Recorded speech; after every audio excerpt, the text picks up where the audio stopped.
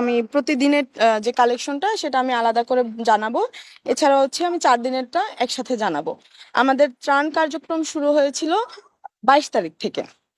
22 August হয়েছিল 14,60,173 টাকা।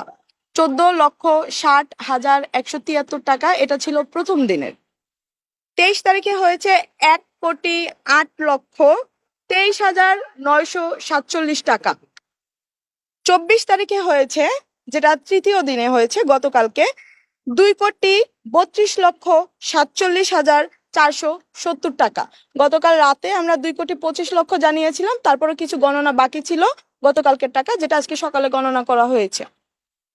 আজকে 25 তারিখে দুপুর 4টা পর্যন্ত যে টাকা এসেছে সেটা গণনা করা হয়েছে। এর পরবর্তীতে যে টাকাগুলো এসেছে সেটা এখনো গণনা করা হয়নি, প্রক্রিয়াধীন, এটা আমরা রাতে জানাবো।